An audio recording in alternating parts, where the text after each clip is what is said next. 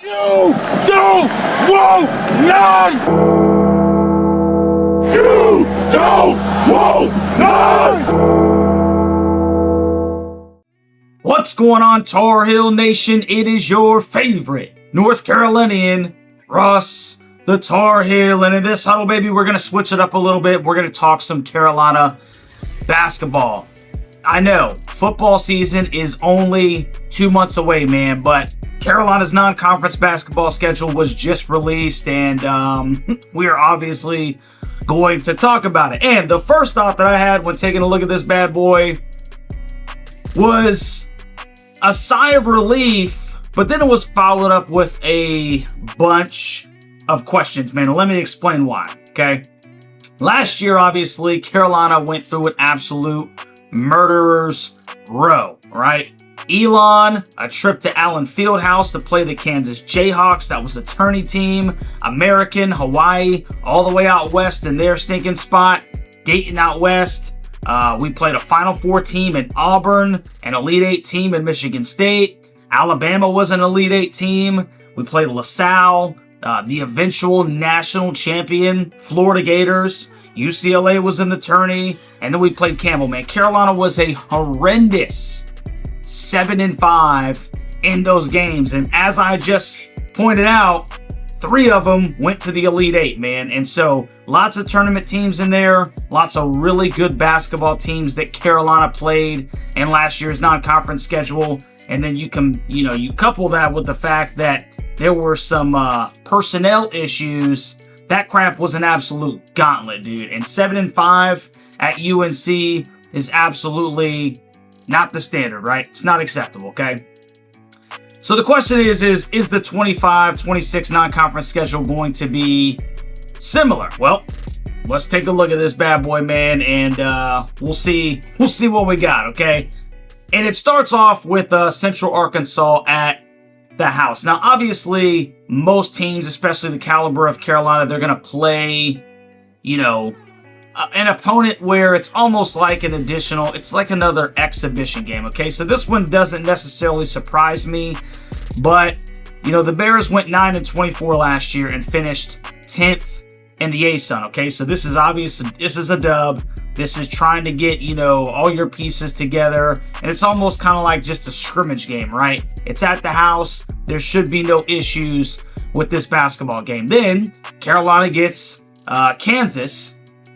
They went 21-13 last year, and then they got bounced in the first round of the tourney.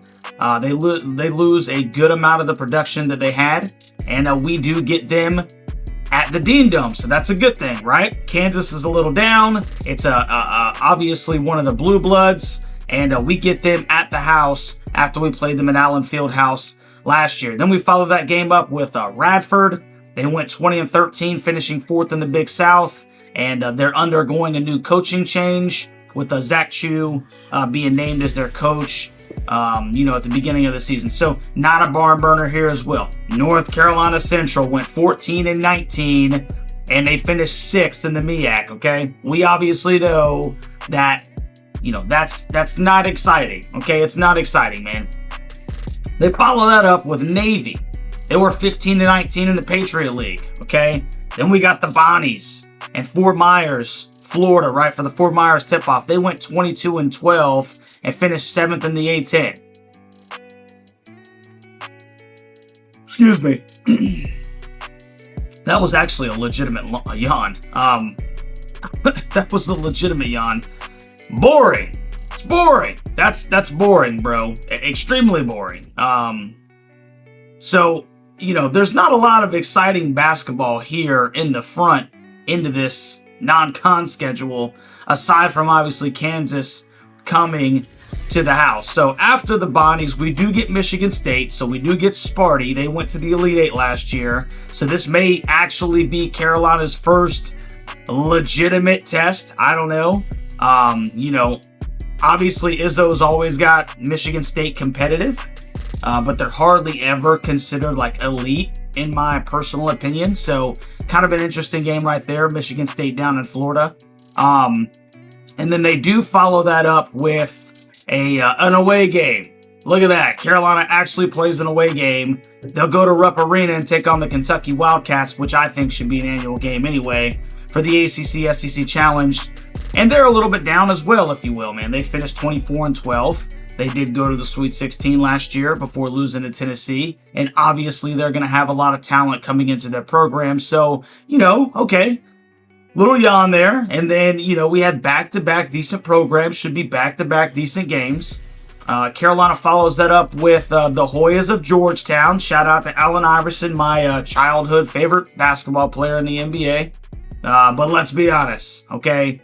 This is not Iverson's Hoyas. They went 18-16 last year, finishing 7th in the Big East. So, name recognition, sure. Will it be cool to watch them, playing in the Dean Dome? Absolutely. But does it do anything? Hardly moves the bar. Follow that up with USC Upstate. 6-26 with a last place finish in the Big South. Then we'll follow that up with East Tennessee State. The Bucks went 19-13 and finished 3rd in the SoCon. Ohio State. Okay. Another, recently decent basketball program. All right. 17-15 last year in the Big Ten.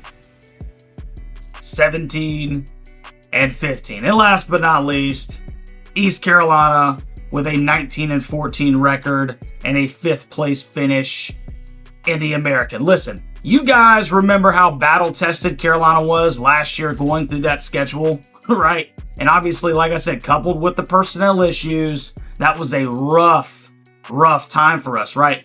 Well, it looks like there was a slight overcorrection, right? The pendulum has swung too far in the other direction, because I am wondering seriously if Carolina will be tested at all by the time they jump into conference play, man. And one really does have to wonder if there weren't some, shall I say, business decisions made when this thing was finalized, right? One true road game right now, like one, that's it. Just one true road game, and that's because it was mandated as part of the ACC SEC Challenge. I mean, like, seriously, guys, this schedule has more cupcakes than a bakery, dude. And that's unfortunate, because as excited as I am to watch how this team gels in year one, with Jim Tanner bringing in the talent and he's enabling HD to solely focus on coaching, there are going to be, shall I say, some boring basketball games on the front end of the schedule. And knowing how down the ACC has been, really, you really got to ask yourself, dude, how many opportunities will Carolina have to bolster their tournament resume in conference play? I don't know, man. I don't know. And so I'm actually at this point kind of hoping that this non-conference schedule doesn't end up hurting us down the stretch, man. We'll have to see, dude. We will just have to see. But, the question has to be asked, man. I really want to know what you guys think about this schedule down in the comment section, man. Do you see anywhere on this thing where Carolina, legitimately can cut its teeth? Because this is a lot of new personnel being put together, right? These are a lot of new faces, man. Where does Carolina cut their teeth and really get tested, and set up for success later on down the road as the season progresses, man? Seriously, was this an overcorrection from last year's gauntlet? I don't know, man. I want to hear your thoughts, Carolina, man. So put them down in the comment section. If you haven't already, do me a favor, like, share, and subscribe to the daggum channel, baby. And we'll catch you on the next one, Tar Heel Nation. Go Heels.